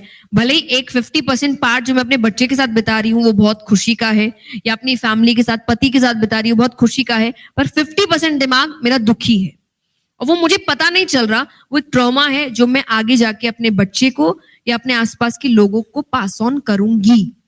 इसलिए आप कई बार देखेंगे कि कई माताएं हैं, मदर्स हैं जो अपने बच्चों को कुछ ना कुछ लड़ाई में ये बात बोल देती है कि हमने इतना छोड़ा है तुम्हारे लिए, हमने ये छोड़ा है तुम्हारे लिए, ये त्याग किया है तुम्हारे लिए. अब आपको पता है वो बच्चा सोच रहा है कि मुझे सुना रही है. नहीं, वो नहीं सुना रही है आपको. वो उसके अंदर का दुख है जो ऐसी सिचुएशंस में बाहर निकल जाता है क्योंकि उसको आज भी दुख है इस बात का कि उसने वो चीज छोड़ा है, उसने अपने सपने छोड़े हैं और वो चीज बाहर निकलती है. तो मैं मदर्स को यही कहती हूं कि क्या आप चाहेंगी, और यहां जितनी मदर्स बैठी है प्लीज आंसर मी ऑनेस्टली, कि अगर आपने अपनी लाइफ में कुछ भी सैक्रिफाइस किया है, आप चाहेंगी आपकी बेटी वैसी जिंदगी जिए? कोई भी मुझे हाँ बोलते हुए नहीं दिख रहा है. इसका मतलब जो हुआ गलत था. That's all. मैं यहीं पे अपना आंसर हमेशा खत्म करती हूं कि आप एक औरत होने के नाते आपने जो भी किया आप समझ रही है वो अच्छा नहीं था और मैं कभी नहीं चाहूंगी मेरी बेटी वो करे. इसका मतलब वो सही नहीं है. और अक्सर हम देखते हैं कि क्योंकि जो हाउस मेकर्स होती हैं जो बाहर नहीं जा रही हैं, चाहे वो बाय चॉइस हो या वो बाय फोर्स हो, लेकिन वो घर ही घर में उनके ऊपर सारा बोझ एक जो आ जाता है, मानसिक तनाव आ जाता है. फिर आखिरी में ये सुनने को मिलता है कि घर में ही तो रहती हो, करती क्या हो. देखिए ये मुझे अच्छा नहीं लगता और मुझे क्योंकि मैं हमेशा इक्वालिटी की बात करती हूँ कि दोनों तरफ है. ना बाहर का काम आसान होता है ना घर का काम आसान होता है. बिल्कुल. और कोई भी इंसान अगर दूसरे काम को इस तरीके से डिसरिस्पेक्ट कर रहा है, करके देखिए प्लीज. कि अगर पुरुषों को ये लग रहा है घर का काम बहुत आसान होता है, प्लीज करके देखिए. और कई बार जो हाउस मेकर्स हैं वो कई बार अपने हस्बैंड्स को भी कई बार कि आप तो भाई एसी के ऑफिस में बैठते हैं, आपको क्या ही करना पड़ता है। करके देखिए, दोनों काम बहुत टफ है, दोनों काम में बहुत मेहनत है। और आज जब महिलाएं वो काम कर रही है, क्योंकि जो चेंज बहुत ही धीमी पेस में वो चेंज आ रहा है, पर अगर आ रहा है तो पुरुष भी समझ रहे हैं कि घर का काम कितना टफ है और महिलाएं भी समझ रही है कि बाहर का काम कितना टफ है। लेकिन जब दोनों ये चीज समझ जाते हैं ना, उससे बेहतरीन घर और कोई नहीं होता। बिल्कुल। तो जो पुरुष यहाँ पे बैठे हुए हैं, आज आप लोग अपने घर जाकर लाइफ पार्टनर का हाथ बटा दीजिएगा, नहीं तो कल से कम अपनी जो और एक्चुअली हमने थोड़ी देर पहले भी बात की थी कि जब औरतें इक्वालिटी की बात कर रही है, क्योंकि मैं उस इक्वालिटी को नहीं मानती जहां पुरुषों को नीचा दिखाया जा रहा है, क्योंकि मुझे सच्ची ऐसा लगता है कि पुरुष बहुत काम कर रहे हैं। Totally agree on. पुरुष बहुत मेहनत करते हैं। मैंने लखनऊ में एक अभी सेशन किया था। नो आई एम सारे पुरुषों ने तालियां बजाना शुरू कर दी है। नहीं, क्योंकि देखिए, जैसे हम महिलाएं कुछ चीजों के लिए रिलेटेबिलिटी फील करती हैं, जैसे आपने कहा कि घर में करती क्या हो, पुरुष भी कुछ चीजों के लिए कि उनको हर वक्त कहा जाता है आपकी लाइफ तो बड़ी आसान है, नहीं है। आज जब बच्चा कंटिन्यूअसली कह रहा है कि पापा के पास तो टाइम ही नहीं है, पापा के पास तो टाइम ही नहीं है, पापा मुझे टाइम ही नहीं देते, बेटा जो है ना आपके आसपास, इसीलिए पापा आपको टाइम नहीं देते, क्योंकि वो करने के लिए वो जो मेहनत कर रहे हैं, तभी आपके पास सब कुछ है, एजुकेशन है, लग्जरी है, यू हैव एवरीथिंग। और एक बहुत अच्छा इंटरव्यू था, शायद किसी एक्ट्रेस ने ये इंटरव्यू दिया था कि बचपन में उनके और उनके पापा का रिलेशन अच्छा नहीं था, क्योंकि उनको लगता था कि पापा तो टाइम ही नहीं देते, पापा तो रहते ही नहीं है। और बोले वो बहुत चिढ़ती थी अपने पापा से इस चीज को लेकर। और बोले जब फिर मैं बड़ी हुई और मैंने घर की जिम्मेदारियां उठाना शुरू की, काम करना शुरू किया, और एक अचानक से उनकी मॉम उनसे कहती है, वो बाहर काम कर रही थी, उनकी मॉम कह रही है कि बेटा बहुत दिन हो गए घर आए हुए। और बोले वो लाइन ने मुझे इतना हिट किया कि यही मेरे पापा थे, कि वो हमें एक अच्छी जिंदगी देने में इतने व्यस्त होते जा रहे थे कि कई बार हम उस मेहनत को समझ ही नहीं रहे और हम उन्हीं को कोस रहे हैं कि आप हमें प्यार नहीं करते, आप हमें टाइम नहीं दे रहे। पर उनका प्यार एक अलग ही प्यार है कि जो आपके लिए, और छत जब तक रहेगी तब तक सब सही रहता है, बाकी अंदर आप छुटपुट काम करते रहेंगे, लेकिन छत चली गई तो सब चला गया। तो मैं कभी उस इक्वालिटी को नहीं मानती जहां पुरुषों को नीचा दिखाया जाता है, पर इक्वालिटी एक्चुअली यही है कि हम आपकी सहायता करना चाहते हैं। हमें समझ आ रहा है आप अकेले बहुत काम कर रहे हैं, तो हम वो जिम्मेदारियां बांटना चाहते हैं कि हम जानते हैं महंगाई बहुत बढ़ गई है, हम उस महंगाई में आपका साथ देना चाहते हैं और हम इच्छा से ये काम कर रहे हैं, तभी जाके हम इक्वालिटी की बात कर सकते हैं। आप अगर उस जिम्मेदारी को बांट नहीं रहे तो आप इक्वालिटी की बात कर नहीं सकते। बहुत बढ़िया। कि अगर मान लीजिए घर में भाई बहन दोनों है, भाई भी काम कर रहा है, बहन भी काम कर रही है, लेकिन कई घरों में ऐसे मैंने देखा है कि बहन जब काम कर रही है, शादी करके चलेगी, वो पूरा काम पैसा वो अपने परिवार पर लगा रही है। भाई का भी परिवार है, लेकिन भाई परिवार को भी संभाल रहा है और माँ बाप को भी संभाल रहा है। उस वक्त मुझे लगता है आप इक्वालिटी की बात कर नहीं सकते, क्योंकि उस वक्त आपने अपने माँ बाप का साथ नहीं दिया। परिवार आपका भी है, परिवार उसका भी है, उसके अकेले की जिम्मेदारी तो नहीं बनती माँ बाप का ध्यान रखना, जिम्मेदारी तो आपकी भी बनती है अगर आप काम कर रहे हैं उस तरीके से financially. So it's all about equality, is कि हम आपका हाथ बटाना चाहते हैं, आपकी लाइफ को आसान करना चाहते हैं, और ये हम तब तक नहीं कर सकते जब तक आप साथ नहीं देंगे। एक टीम की तरह, जिस तरह से एग्जैक्टली ये एक टीम काम है करना, परिवार। औरत और पुरुष अगर एक साथ मिलकर काम करेंगे तो जितना बड़ा बदलाव आप दुनिया में ला सकते हैं, उतना ना अकेला पुरुष ला सकता है ना अकेली महिला ला सकती है। दोनों को मिलना पड़ेगा, तभी जाके समुद्र मंथन होगा और तभी अमृत निकलेगा। तो जब इतनी बात हो ही गई है कि एक टीम की तरह काम करना है, तो क्या आपने कुछ सोचा है? हालांकि सोचने से कुछ होता नहीं है, लाइफ में जो होना है वो होता है, but is there any imagination for you, for your life partner? बहुत कुछ तो नहीं सोचा, पर आई थिंक बहुत ही बेसिक चीजें होनी चाहिए, क्योंकि मुझे ऐसा लगता है कि जब मैं अपने बारे में बात करती हूँ तो मुझे 22 साल हो चुके हैं काम करते हुए, मैं एक लाइफस्टाइल में जी रही हूँ, तो मुझे लगता है कोई ऐसा होना चाहिए जो इस लाइफस्टाइल को समझे, जो इस मेहनत को समझे, जो इस पैशन को समझे, क्योंकि it's not about money, it's about my freedom, my choice, my happiness. और जो इन चीजों को समझ सकता है, शायद उसी के साथ मैं जिंदगी बिता सकती हूँ, वरना मैं उसके बिना भी खुश हूं। मुझे ऐसा नहीं लगता कि मेरे लिए एक नेसेसिटी है ये।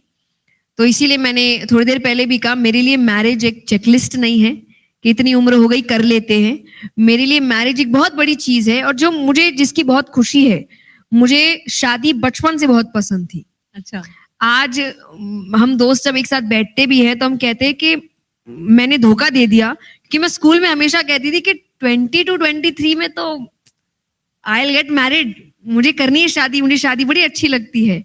पर जब आप धीरे धीरे लाइफ समझते हैं और आपको समझ में आता है कि शादी सिर्फ वो 3-4 दिन का फंक्शन नहीं है जहां आप नाच गाना कर लिया और अच्छे अच्छे कपड़े पहन लिए और जेवर पहन लिए। It's about spending life with someone for 50 to 60 years in a room. ये बहुत बड़ी बात है। तो इसका फैसला बहुत सोच समझ के होना चाहिए। तो आप उसकी इज्जत करें, वो आपकी इज्जत करे, आप उसकी भावनाओं को समझे, वो आपकी भावनाओं को समझे, और आप ये माने कि हम दोनों की जिम्मेदारी है एक दूसरे की जिंदगी को साथ लेकर चलना, ना कि किसी एक की कि मैं उसको बेहतर करूं, जाके उसकी लाइफ सुधारूं।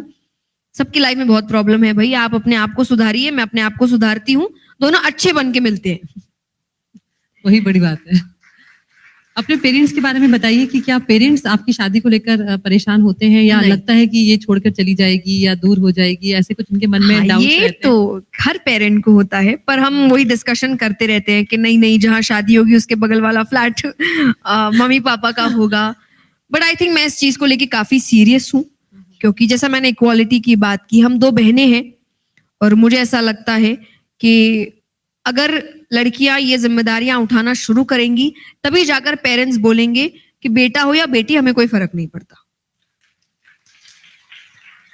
पर अगर मैं उनकी जिम्मेदारी नहीं उठाऊंगी तो हर माँ बाप को लगता है बुढ़ापे में कोई तो साथ होना चाहिए ना, तो इसीलिए फिर उनको लगता है बेटा होना चाहिए। पर मुझे नहीं लगता कि ये भेदभाव भगवान ने किया था। काबिल दोनों ही हैं और जिम्मेदारियां दोनों ही उठा सकते हैं और उठाते हैं। बिल्कुल। तो मुझे है कि मुझे पूरी जिम्मेदारी उठानी है, हमेशा उठानी है, क्योंकि उन्होंने हमें इस लायक बनाया है। तो हमारा अब फर्ज बनता है कि उनकी जिंदगी के कुछ साल में हम उनको वो बेहतरीन साल दे, कि उन्होंने पूरी जिंदगी हमें दे दी है, बिल्कुल। तो कुछ साल तो हम अपने पेरेंट्स को जरूर दे सकते हैं। तो ये मैं काफी सीरियस हूँ इस चीज को लेकर। बाकी मुझे लगता है मेरे पेरेंट्स समझ चुके हैं कि उनको भी अब आसपास ही रहना पड़ेगा, वरना मैं शायद ठीक से काम नहीं कर पाऊंगी। और बाकी शादी के लिए वो मुझे फोर्स बिल्कुल नहीं करते। आई am very happy with that. वो मुझे हमेशा कहते हैं करो अपने मन से, नहीं करो अपने मन से, हमें बस एक ही चीज है, बेटा खुश रहो, हमें इससे ऊपर और कुछ नहीं चाहिए, तुम्हें खुश देखना ही हमारे लाइफ का गोल है। एक चीज और बताइए कि आपने अपनी बहन का जिक्र किया, जब बहनें घर में होती हैं तो वो कपड़ों को लेकर, गहनों को लेकर या जूतों को लेकर झगड़ा होता है। जया किशोरी जी का भी अपनी बहन के साथ झगड़ा रहता है इस बात को लेकर, बहुत। कौन जीतता है? मतलब मुझे ऐसा लगता है कि ऐसा तो नहीं आप सोशल मीडिया इन्फ्लुएंसर है तो आप दबाव बना के आप जीत जाती है कि नहीं नहीं ये तो मैं ही पहनूंगी, ये नहीं तो मैं ही नहीं, लेके जीत जाऊंगी। तो मैं जाती हूँ क्योंकि मैं बड़ी बहन हूँ। तो एक मुझे ऐसा लगता है मैं थोड़ा सा अपने लिए एक एक्स्ट्रा फेवर लेकर चलती हूँ कि मैं बड़ी बहन हूँ। दूसरा, मैं हमेशा, जो आपने कपड़ों की बात की, मैं तो अपनी बहन को हमेशा कहती हूँ कि भाई देखो, ये चीज के लिए तुम्हें जिंदगी भर डेट में रहना पड़ेगा कि तुमने अधिकतर मेरे ही कपड़े पहने हैं। और उसकी एक प्रॉब्लम है कि जब हम शॉपिंग करने जाते हैं ना, तो जब मैं कपड़े खरीद रही हूँ और हम हमेशा कहते हैं कलर में अलग ले लेंगे, और उस वक्त उसको लगता है नहीं नहीं नहीं नहीं। जब हम घर आते हैं, मतलब ऐसा भी नहीं 1-2 दिन आगे, घर आते ही उसको मेरा कपड़ा अच्छा लग रहा है, और फिर उसको लगने लगता है कि नहीं नहीं इसकी मैं ऑल्ट्रेशन ठीक कर लेती हूँ, मैं ये कर लेती हूँ, और मुझे ऐसा लगता है ये तुम्हारा है नहीं। तो आज भी मैं जब उसके घर, अब क्योंकि वो अलग रहती है, पढ़ाई कहीं और करती है, और मैं उसके घर जाती हूँ ना, मुझे कितनी बार मैं उसका कबर्ड खोलती हूँ और मुझे मेरे कपड़े दिख रहे हैं, और मुझे ऐसा लगता है ये यहाँ कैसे आया, एंड उसका मुझे की आंखों में मस्ती दिख जाती, मुझे तो नहीं पता, मम्मी ने दे रखा होगा। तो वो सारी चीजें उसके पास जाती रहती है। तो वो प्रॉब्लम हमारे झगड़े बस इतने ही होते हैं कि मेरा कपड़ा, मेरी चप्पल, मेरे इयररिंग्स, मेरा ये, मेरा वो।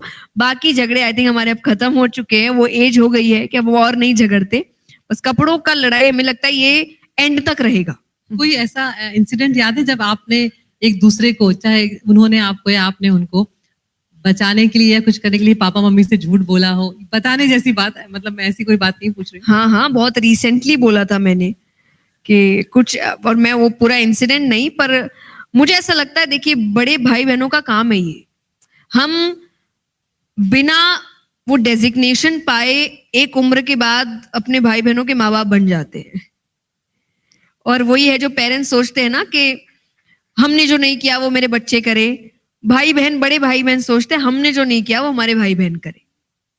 तो चाहे उसके लिए ट्रिप्स हो, स्कूल ट्रिप पे जाना है, कॉलेज ट्रिप पे जाना है, तो मेरा तो हमेशा से एक ही वेपन होता था पेरेंट्स के सामने, मैं तो नहीं गई, वो जानी चाहिए। तो पापा को हमेशा लगता था ये इमोशनल अत्याचार मुझे समझ नहीं आता कि हमेशा मैंने नहीं किया, क्योंकि मैंने काम काफी पहले शुरू किया। तो मैंने वो, मुझे लगता है मैंने पूरी कॉलेज लाइफ अपनी मिस करी है। मैंने वो छोटी छोटी चीजें मिस करी है, और आपको एक ना एक टाइम तो मिस करना पड़ता है, क्योंकि मैंने उस वक्त मेहनत की तो मैं अभी अपने हिसाब से जिंदगी जी रही हूँ, मेरे दोस्त अब मेहनत कर रहे हैं। तो एक ना एक टाइम तो आपको सैक्रिफाइस करना पड़ता है अगर आपको कुछ एक्स्ट्रा ऑर्डिनरी करना है तो, कि जिसे हम कहते हैं कि कुछ पाने के लिए कुछ खोना पड़ता है। बस आपको ये याद रखना है कि जो पा रहे हो उसके सामने वो खोई भी चीज इतनी महत्वपूर्ण ना लगे। तो मुझे नहीं लगती, मुझे अगर कोई कि आपने ये खो दिया, मुझे चलता है मैंने खो दिया, क्योंकि जो है मेरे पास वो मेरे लिए बहुत कीमती है, और उसके लिए वो चीज मैं बार बार खो सकती हूँ। सब लोग मुस्कुरा रहे हैं, सब कुछ कर रहे हैं, लेकिन बीच में एक बार जोरदार तालियां हो जाए। आप सब लोग बहुत एंजॉय कर रहे हैं उनको, और मैं कोशिश कर रही हूँ कि ऐसे सवाल हो जो जिसका कहीं ना कहीं सबके लिए कोई ना कोई जवाब निकले। जया किशोरी जी ऐसा करते हैं, थोड़ा सा रैपिड फायर भी शुरू कर देते हैं, जैसे वो छोटे छोटे आजकल इंस्टेंट चीजों का जमाना है, तो हाँ। कुछ ऐसे शब्द या ऐसे वाक्य मैं दूं जिसमें आप जवाब दें, अगर किसी को सॉल्यूशन मिलता है तो। देखिए, मैं अच्छे जवाब नहीं दे सकती हूँ, क्योंकि मैं स्पिरिचुअलिटी में बिलीव करती हूँ और हम इंस्टेंट चीजों पे बिलीव नहीं करते। You should take your time. तो आई थिंक मैं इसमें खराब हो सकती हूँ। आप अपना टाइम लीजिएगा। ओके। बिल्कुल। बहुत गुस्सा अगर आता है तो क्या किया जाए? शांत हो जाइए, आप तुरंत रिएक्ट मत करिए, ये सबसे बेस्ट है। रिएक्ट उस वक्त बिल्कुल मत करिए, कि वो रिएक्शन बहुत खराब हो सकता है, बहुत एक्सट्रीम हो सकता है। तो मैं अभी रिएक्ट नहीं करूंगी, इसके ऊपर बाद में बात करेंगे। बहुत सारे लोग ऐसे हैं, बहुत सारे युवा ऐसे हैं जो ये तय ही नहीं कर पा रहे हैं कि करना क्या है। तो वो एक फोकस, वो कंसंट्रेशन, थोड़ा वक्त लेकर एक फैसला लेना, उसके लिए क्या कोई मदद, कोई टिप ऐसा आप देना चाहेंगे जो उन्हें थोड़ी मदद मिल जाए? जैसा आपने जो कहा, समय लेकर, हम जो एक इंस्टेंट दुनिया में चल रहे हैं ना, कि हर चीज हमको 2 मिनट में चाहिए। आज भगवान से भी चीजें 2 मिनट में ही मांग रहे हैं, अभी दे दो, अभी दे दो, अभी कर दो, भगवान जी अभी कर दो। और भगवान भी ऊपर कहते होंगे रुक जा भाई। मुहावरे नहीं सुने या वाक्य नहीं सुने कि भगवान के घर में देर है अंधेर नहीं। तो देर है, और देर का मतलब है धैर्य, कि भगवान अपने समय पर चीजें देते हैं, पर हमको हर चीज इंस्टेंट चाहिए। ये करना बंद करिए। तो हम बहुत चीजें, बहुत, चाहे रिलेशनशिप को लेकर हो, चाहे करियर को लेकर हो, हम बहुत इंस्टेंट काम कर रहे हैं। अच्छा लगा, सब हुआ, चलो ये हुआ, कर लेते हैं, और फिर जब प्रॉब्लम्स आती है तब वो करियर छोड़ देते हैं। 1 छोड़ा, 2 छोड़ा, 3 छोड़ा। आपको पता है आपका सेल्फ कॉन्फिडेंस कितना घट रहा है इस चीज में। बिल्कुल। इससे अच्छा आप टाइम लीजिए, आप मंथ्स लीजिए कि नहीं मैं हर चीज देख लूं, एडवांटेजेस, डिसएडवांटेजेस, क्या सही है क्या गलत है, उसके बाद मैं कोई प्रॉपर फैसला लूं। टेक योर टाइम, ये एक अच्छा छोटा टिप है। अब तो जया किशोरी जी, नौकरी में भी वो वक्त आ गया है कि 15-20 साल करने के बाद लोगों को लगने लगा है कि अभी उम्र बाकी है, 20-20 साल बाकी है, लेकिन अब समझ नहीं आ रहा है कि करें क्या। तो एक ऐसा लग रहा है कि उम्र हो गई, वो डर मन में आ गया कि ऐसा तो नहीं कि अगर कोई नया फैसला ले या कोई नया डिसीजन ले तो उसमें हम फंस जाएं या कुछ कर नहीं पाए। तो वो रिस्क लेने में जो लोग डरते हैं, जैसे आपने कहा कि थोड़ा वक्त लेके सोचें, देखा जाएगा जो होगा। रिस्क लेने में डर रहे हैं मतलब आप उस काम से प्यार नहीं करते। क्योंकि अगर आप प्यार करते हो तो फिर आप, क्योंकि एडवांटेजेस और डिसएडवांटेजेस तो हर जगह है, फायदे तो हर जगह नहीं मिलेंगे आपको। आज जब कई बार लोग हमसे कहते हैं कि आपकी प्राइवेट लाइफ हैम्पर हो रही है, आप ये नहीं कर रहे, आप रास्ते में पुचका नहीं खा पा रहे, आप हाँ नहीं कर पा रहे, और जो है वो बहुत बेहतरीन है। तो आपको समझना पड़ेगा कि एडवांटेजेस भी होंगे, सिर्फ डिसएडवांटेजेस भी होंगे, सिर्फ एडवांटेजेस नहीं होते लाइफ में। लेकिन अगर आपको अपने काम से प्यार होगा तो जो डिसएडवांटेजेस है आप कहोगे चलेगा, पर मुझे ये करना है। तो ये भी आपको एक बताएगा, अगर आप रिस्क लेने को तैयार नहीं है मतलब आप उस काम से इतना प्यार नहीं करते। जो प्यार करता है वो तो रिस्क लेगा, और ये रिलेशनशिप में भी होता है, यू नो, जब कहते हैं ना इसलिए प्यार अंधा होता है, वो रिस्क ले लेता है कि प्यार है मुझे ये है, वो काम से करिए, इंसान रिस्क ले लेता है। वो लोग जो बहुत भावुक है, बहुत जल्दी जल्दी दिल लगा लेते हैं या अटैचमेंट हो जाता है, और दिल से मतलब मेरा सिर्फ इश्क से नहीं है, यहाँ पर चीजों से दिल लगा लेते हैं, लोगों से दिल लगा लेते हैं, और फिर बहुत जल्दी जल्दी हर्ट हो जाते हैं, और फिर वो उसी में वो जो आपने कहा ना कि हर बात पे रोने की एक आदत हो गई, तो फिर वो इतने भावुक हैं कि इतने संवेदनशील है कि हर बात उन्हें चुभ रही है, हर बात उन्हें हर्ट कर रही है। नहीं चलेगा, मैं भी बहुत छोटी छोटी बातों पे रोती हूँ। मुझे ऐसा लगता है कि अभी कोई थोड़ा सा चिल्ला दे तो मेरे आंसू गिर जाएंगे, बट दैट्स ओके। वो चीज ड्रैग ऑन नहीं होनी चाहिए कि आज आपको रोना आया, आप 10-15 मिनट की रोए, हो गया। अब आप एक एक हफ्ता उसमें खत्म कर रहे हो, तब आप खराब कर रहे हो चीज। रोना खराब नहीं है कि हाँ रोना आया, रोए, उसके बाद काम पे लग गए वापस कि क्या ठीक करना है क्या नहीं करना है। आप तो एक एक हफ्ता टानते जा रहे हो, उसको सोल्यूशन नहीं निकाल रहे, पूरा पूरा दिन वेस्ट कर रहे हैं। मुझे उस चीज से प्रॉब्लम होती है। तो मैंने कहा ना कि इमोशनल होना अच्छी बात है, और उसको अपनी वीकनेस बना लेना गलत बात होता है। मैं बहुत इमोशनल हूं, मैं बहुत सेंसिटिव हूं, लेकिन जैसे मैंने कहा मैं उसको हावी नहीं होने देती अपने ऊपर, कि वो एक समय तक मुझे फील होगा, उसके बाद जो प्रैक्टिकल सोल्यूशन है मैं उसकी तरफ आगे बढ़ जाऊंगी। मैं उसको 1-2 हफ्ता 1 महीना टान नहीं सकती। तो अगर आप चीजों से जल्दी अटैच होते हैं तो जल्दी डिटैच होना भी सीखिए। जल्दी हर चीज कर रहे हो ना, तो जल्दी दूसरा काम भी करिए कि हाँ ठीक है, जल्दी अटैच हो जाते, जल्दी डिटैच भी हो जाते। मुझे भी है कि मुझे बहुत जल्दी चाहे कोई भी हो, बच्चे हैं बड़े हैं, मुझे बहुत जल्दी रिश्ता बन जाता है। लेकिन अगर मुझे एक बार भी लगा कि हम सेम पेज पे नहीं है, और सेम पेज का मतलब होता चाहे feelings wise, respect wise, opinion wise, मेरे लिए बहुत ईजी होता है डिटैच होना कि नहीं भाई नहीं, सेम पेज पे नहीं है, कोई बात नहीं, चलो खत्म। तो मैं अटैच अगर जल्दी होती हूँ, मैं डिटैच भी बहुत जल्दी हो जाती हूँ, और यही सबसे बड़ा पावर है आपका, जो भगवान गीता जी में फिर कहते हैं डिटैचमेंट होना चाहिए। हर व्यक्ति के अंदर ये शक्ति होनी चाहिए कि वो जो चीज उसको खराब कर रही है, उसको मेंटली डिस्ट्रॉय कर रही है, उससे दूर होना आपके लिए बहुत जरूरी है, वरना आपकी पूरी जिंदगी खराब हो सकती है। बिल्कुल। आगे आने वाले वक्त में आप कथावाचक हैं, सोशल मीडिया इन्फ्लुएंसर हैं, मोटिवेशनल स्पीकर हैं। आगे आने वाले वक्त में क्या हम आपको किसी और नई भूमिका में देख सकते हैं, कोई नए रोल में आप दिख सकती हैं जया किशोरी जी हमें? बिल्कुल। मैं एक एग्जाम्पल देती हूँ कि जब माँ बाप बच्चों को खाना खिलाते हैं तो उनका उद्देश्य है बच्चा खाना खा ले। अब चाहे बच्चा भाग रहा होगा तो वो उसके पीछे भागेंगे, बच्चे को कहानी सुननी है तो कहानी सुनाएंगे, खेल खेलना है तो खेल खिलाएंगे, उसको है कि खाना खा ले। तो मेरा काम है भगवान की बातें, अच्छी बातें, पॉजिटिव बातें आप तक पहुंचे। अब वो तरीका कथा होगा तो मैं कथा करूंगी, मोटिवेशन होगा मैं मोटिवेशन करूंगी, भजन होगा मैं भजन करूंगी, और 10 तरीके आप निकाल के देंगे मैं वो भी करूंगी, क्योंकि मुझे है आप खाना खा लो। तो रास्ते कोई भी होंगे, आई विल डू दैट। मैं उससे कभी भी पीछे नहीं हटने वाली, बस बशर्ते वो काम अच्छा होना चाहिए, लेकिन आई विल डू दैट। तो आप एक नहीं, मुझे बहुत रोल्स में आगे देख सकते हैं, क्योंकि मैं कभी पीछे नहीं हटने वाली। मेरा कोई एक रोल सपना नहीं है, मेरा सपना है मेरा उद्देश्य लोगों तक पहुंचे और जिसमें मेरा भी फायदा है। बिल्कुल, क्योंकि मैं एक मटेरियलिस्टिक लाइफ जी रही हूं और मैं कभी इस चीज से शाय अवे नहीं हो सकती कि मैं नहीं हूं इस चीज में। इसलिए मैं किसी को बोलती भी नहीं कि पैसे मत कमाओ, आगे मत बढ़ो। रिसेंटली मैंने एक सेशन मनी के ऊपर किया था कि आप मनी कैसे कमा सकते हो, मनी को और कई बार लोग कह रहे अरे आप ये कैसे कर रहे, अरे क्यों नहीं, मैंने कथा में कब कहा पैसे मत कमाओ। आपने गृहस्थ चुना है ना, तो कमाना चाहिए आपको, आपका काम है पैसे कमाना, अच्छी लाइफ जीना, बच्चों को अच्छी लाइफ जी। अगर नहीं कमाना है वैराग्य चुनिए, बीच का रास्ता मत लीजिए, ना यहाँ के ना वहां के। So I am very open with this कि हाँ मेरी फैमिली है, मैं एक फैमिली वाली लाइफ जीती हूँ, मैं एक मटेरियलिस्टिक लाइफ जीती हूँ, बट मेरा काम ये है कि सिर्फ मेरा फायदा नहीं होना चाहिए, मेरे काम से बाकियों का भी फायदा होना चाहिए। उसके लिए मैं हर रोल निभाऊंगी। जब आप कथा वाचन करती हैं तो एक अलग माहौल हो जाता है। मैं ये तो नहीं कहूंगी कि यहाँ पे हमारे पास उतना वक्त भी नहीं होगा, लेकिन कुछ हम अब इस सेशन को हम खत्म करने की ओर जा रहे हैं। तो 4 लाइनों में अपनी मधुर वाणी में जिस तरह से आप एक माहौल क्रिएट कर देती है, एक मैजिक हो जाता है। गुजारिश करूंगी आपसे, और जब जया किशोरी जी अपनी आवाज में कुछ गा रही हो तो आप लोग जरूर तालियों से।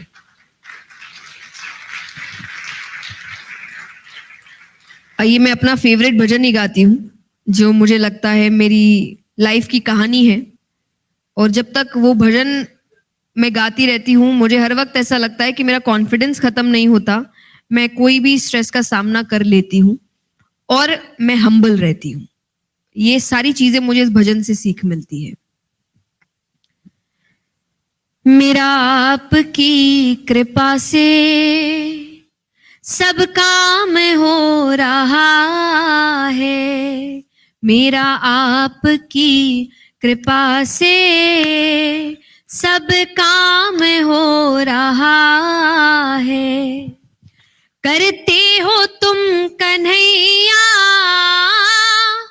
मेरा नाम हो रहा है, मेरा आपकी कृपा से सब काम हो रहा है। बहुत जल्दी खत्म कर दिया आपने, 2 लाइन और। बहुत खूबसूरत लग रहा है। तालियों से एक जो लय बनती है उसकी मैंने गुजारिश की थी।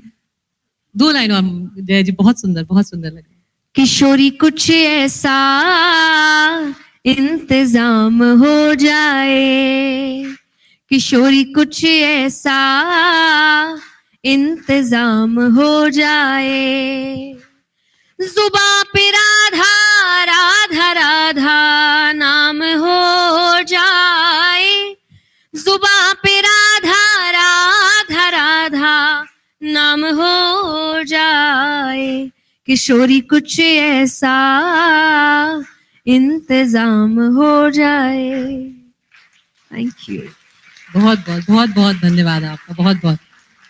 कहते हैं कि दिल की बात करें तो मन हल्का हो जाता है। उम्मीद करते हैं कि जया किशोरी जी से जो भी उन्हें आपसे सुनने को मिला, सबके मन का जो भार है कुछ वो कम हुआ होगा। बहुत धन्यवाद आपका, बहुत आभार Jaya Kishori ji. Thank you so much. और अमर उजाला को उनके 75th एनिवर्सरी के लिए बहुत शुभकामनाएं। आप अच्छा काम करते रहे और जैसा आपने लिखा है कि 100th एनिवर्सरी की तरफ तो बहुत जल्दी आप पहुंचे और तब तक आप बहुत अच्छे काम करें, ऊंचाइयां हासिल करें। एंड आई थिंक आप फिर 100th पे भी मुझे बुलाएं। अगर आप ये वीडियो YouTube पर देख रहे हैं तो हमारे चैनल को सब्सक्राइब करें और बेल आइकन को दबाना ना भूलें। अगर आप Facebook पर ये वीडियो देख रहे हैं तो हमारे पेज को लाइक करें।